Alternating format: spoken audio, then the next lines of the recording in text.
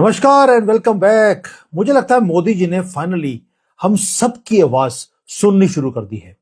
मैंने खुद ने बड़ी बार वीडियोस बनाई हैं कि मोदी जी 30 करोड़ इलीगल्स रहते हैं इस देश में, इनको कब उठाकर बाहर फेंकोगे। मैंने कई बार कैबिनेट मंत्रियों से मीटिंग करी है दिल्ली में, मोदी जी को ईमेल्स करी हैं कि चाइना का फॉर्मूला क्या है।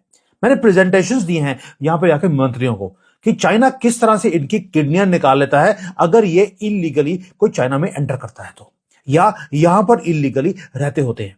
उससे क्या होता है कि जब इनको मालूम है कि चाइना किडनियां निकाल लेगा, 5 मुसलमान कंट्रियां हैं जो चाइना के बॉर्डर के साथ लगती हैं, एक भी आपको जिहादी यहां पर इलीगली आता हुआ ना तो दिखाई देता है, ना ही इलीगली वो यहां पर, अगर सपोजिंग यहां पर लीगली आ भी गए तो उसके बाद वीजा कैंसिल हो गया या वीजा एक्सपायर हो गया, ये यहां पर नहीं रहते। इतना डर का माहौल है।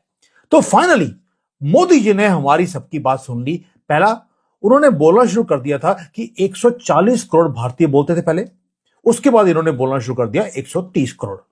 अभी आप देखेंगे अब वो बोलेंगे 120 करोड़। अब वो बोलेंगे यार, जिहादी तो ये 10 करोड़ आए थे बांग्लादेश से और रोहिंग्यास के, ये 20 करोड़ कैसे हो गए।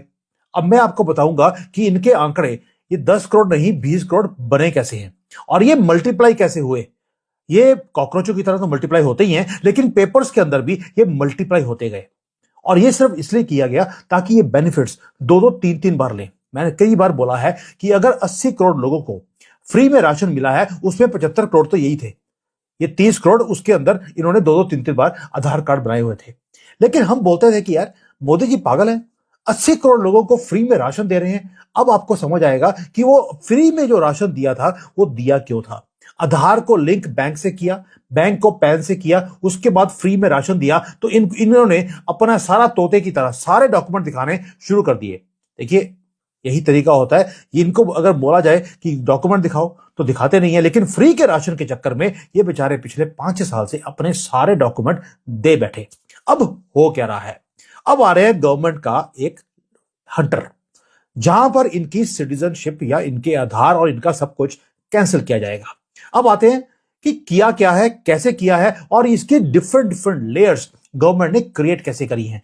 20 करोड़ जिहादी जब हमारी लिस्ट में से निकल जाएंगे तो यार हम तो अभी अभी बने थे number 1 population in the world, फिर नंबर 2 आ जाएंगे क्योंकि नंबर 1 चाइना आ जाएगा। लेकिन ये खुशखबरी है, ऑफिशियल एस्टिमेट्स ये बोलते हैं कि भारत की पॉपुलेशन 140 करोड़ है, लेकिन जो इंटरनल असेसमेंट अभी गवर्नमेंट ने करी है उसमें 20 करोड़ लोगों की धांधली है।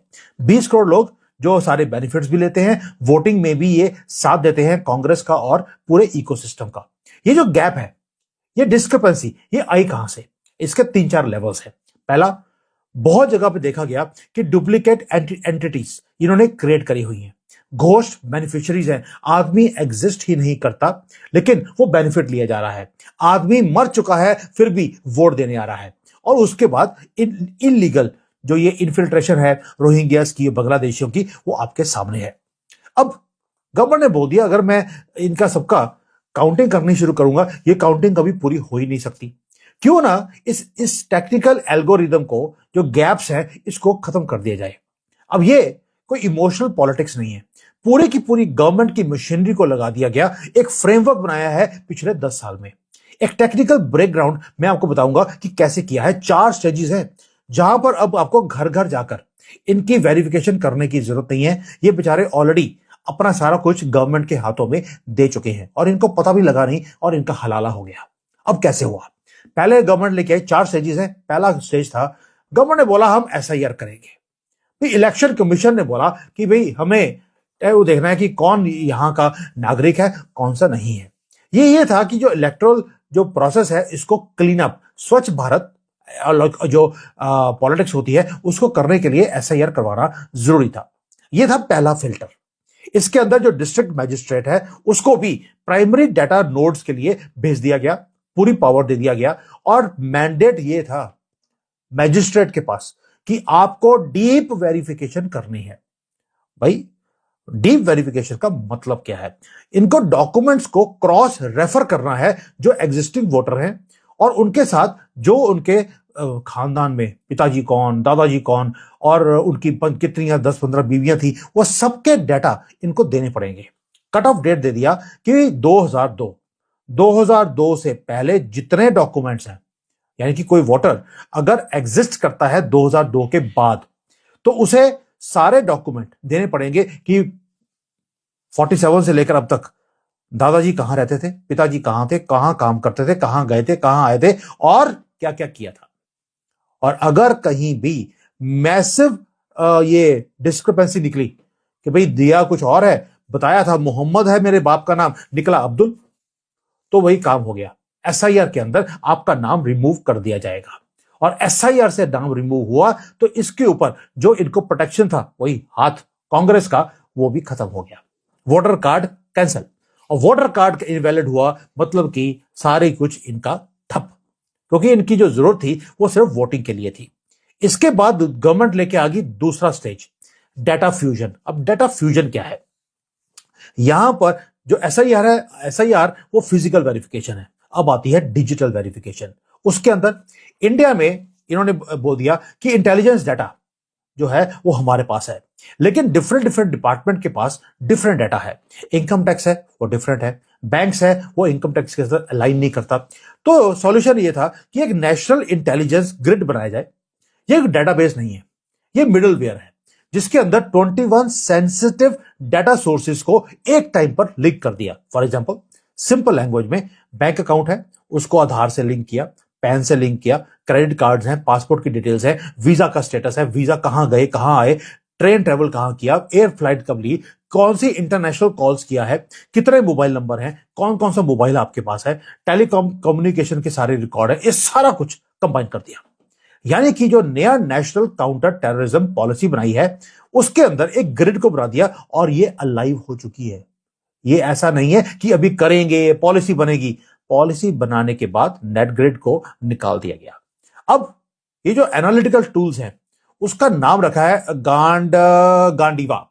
अब ये गांडीवा, आप समझ सकते हैं ये टूल है क्या? ये है एल्गोरिदम, जहां पर इनके डिजिटल फुटप्रिंट्स को अब वेरीफाई किया जाएगा। भाई कि इन्होंने बोल दिया कि भाई मैं तो गरीब आदमी हूं, बॉर्डर के पास एक काम करता हूं मनरेगा के अंडर, लेकिन जो नेट ग्रिड है वो बताता है कि भी ये तो इंटरनेशनली ट्रेवल भी कर रहा है, इसके पास 2-3 कंट्रीज के वीजा लगवाए हुए हैं, यूपीआई के ट्रांजैक्शंस के अंदर ये हाई वैल्यू की ट्रांजैक्शंस कर रहा है, ट्रेवल पैटर्न्स जो हैं वो इनकंसिस्टेंट हैं उसकी प्रोफाइल के हिसाब से। एल्गोरिदम वहीं पे फ्लैग करेगा, फ्लैग करने के बाद उसको बोल दिया जाएगा भैया तू तो घोस्ट सिटीजन है, तू हमारे कंट्री का है ही नहीं। और उसके बाद जो इसका पूरा फंडिंग का नेटवर्क है वो भी सामने आ जाएगा। जो इन्फिल्ट्रेटर है वो भी पकड़ा गया, उसको हैंडलर जो है उसका, जो उसको लेके आने वाला आदमी है वो भी पकड़ा जाएगा। इसलिए हमने क्या किया, एनपीआर और एनआरसी को लिंक कर दिया। ये कोर लीगल मैकेनिज्म है जिसको ना पार्लियामेंट में जाने की जरूरत है, ना कोई ऑपोजिशन इसके ऊपर बोल सकती है, क्योंकि एनआरसी के ऊपर ऑपोजिशन बोलती है हम नहीं होने देंगे। गवर्नर ने बोला कोई बात नहीं, हम एनआरसी की बजाय एनपीआर लेके आते हैं, नेशनल पॉपुलेशन रजिस्टर। अब है क्या, उसके साथ इन्होंने बहुत बता दूंगा कि ये है क्या और ये बना कैसे है। एनपीआर को अपडेट कर दिया, उसके अंदर एक फील्ड और ऐड कर दी जिसका नाम था सिजरा। अब सिजरा का मतलब है फैमिली ट्री। आपके सारे दादे परदादे कहां कहां पे क्या क्या कर रहे थे वो सारे आपको बताने पड़ेंगे।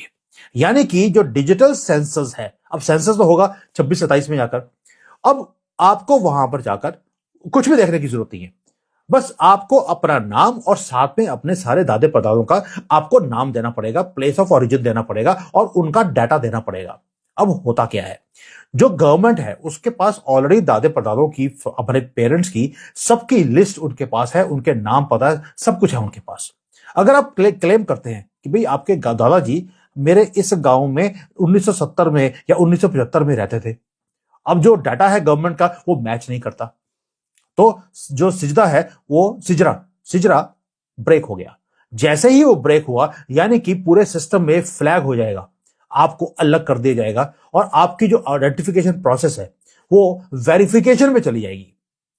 कोई क्योटिक प्रोसेस करने की जरूरत नहीं है, डोर टू डोर जाकर पेपर सर्च करने की जरूरत नहीं है। डेटाबेस खुद सर्च कर लेगा कौन इस देश का आदमी है, कौन बाहर से इंपोर्ट किया गया है। अब हुआ क्या, ये तो हो गया पहले फिजिकल वेरिफिकेशन एसआईआर के अंदर, फिर एनपीआर के अंदर आपकी जो डिजिटल वेरिफिकेशन है वो हो गई नेट ग्रिड के अंदर। अब उसके बाद आ गया एसआईआर और सेंसस को दोनों को कंबाइन कर दिया। यहां पर पॉलिसीज अब कंबाइन होनी शुरू हो गई हैं। एसआईआर ने पहले क्लीन किया वोटर लिस्ट को, एनपीआर ने पूरी फैमिली ट्री को बिल्डअप कर दिया और नेट ग्रिड ने ट्रैक किया आपकी मूवमेंट्स को, आपके पैसों को और आपका सारा डिजिटल फुटप्रिंट्स। जब ये सारे के सारे कंबाइन हो जाएंगे तो एनआरसी यानी कि नेशनल रजिस्टर ऑफ सिटीजनशिप वो ऑटोमेटिकली आपका क्रिएट हो गया है। आपको कुछ भी करने की जरूरत नहीं है, सिंपली नोटिफाई करना है कि भाई एनपीआर हमारा कंप्लीट हो गया, काम खत्म।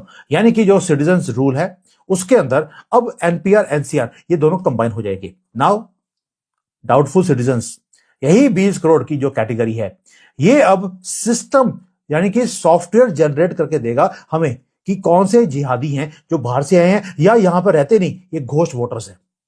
इसके लिए आपको पुलिस को भी घर में भेजने की कोई जरूरत नहीं है। ह्यूमन एरर का कोई मामला नहीं है। पुलिस को बीका हुआ पुलिस वाला होगा या जज होगा, वो बायस होगा, कोई जरूरत नहीं है, क्योंकि डिजिटल फुटप्रिंट्स आपके सामने रख दिए जाएंगे।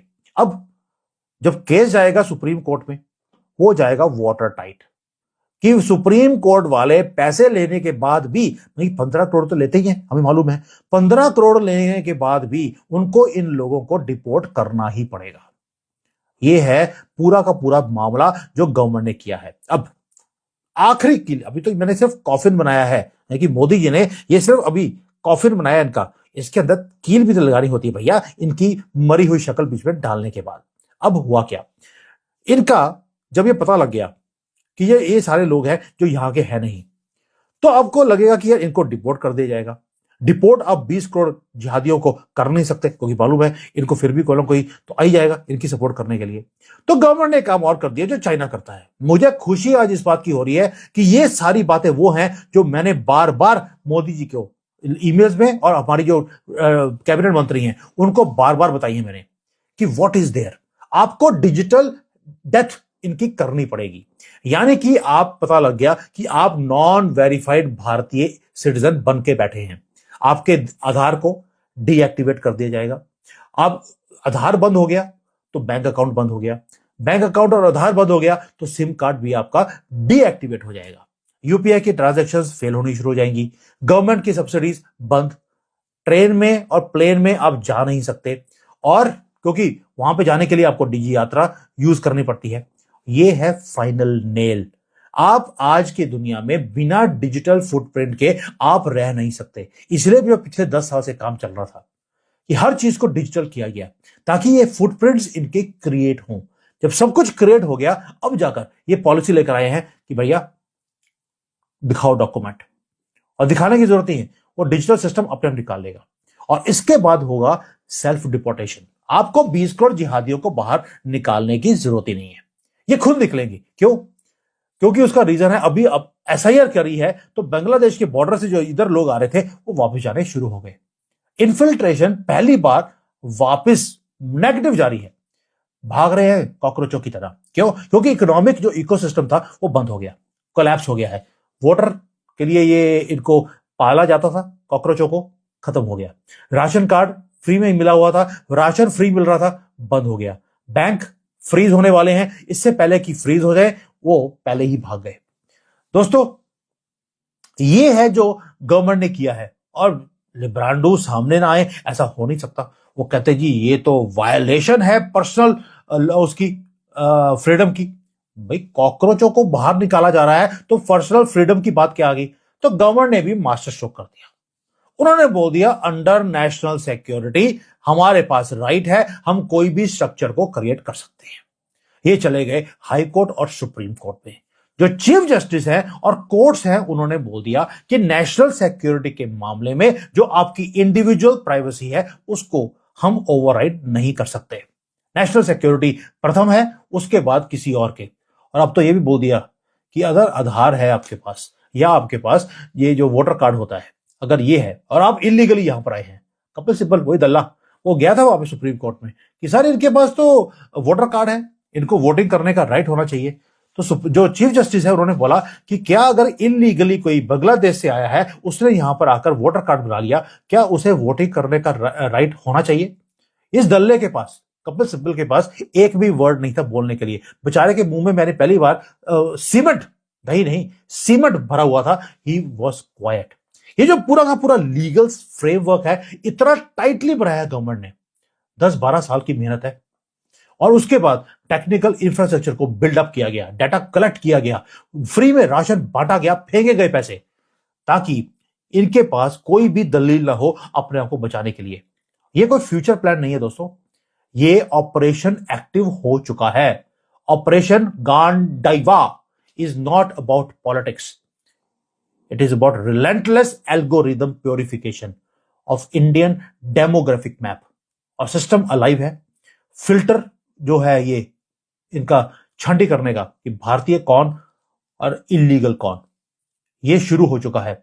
और डाटा कभी झूठ नहीं बोलता, ये डाटा अब प्यूरिफाई करेगा। जो स्वच्छ भारत अभियान मोदी जी ने बोला था मैं करूंगा शुरू, कांग्रेस मुक्त भारत बनेगा स्वच्छ भारत के थ्रू। अब आपको पता लगेगा, जब 20 करोड़ तो उनके वोटर थे, 20 करोड़ मोदी जी ने बोल दिया बाहर निकाल दूंगा, वोटर कितने रह गए? एंडा।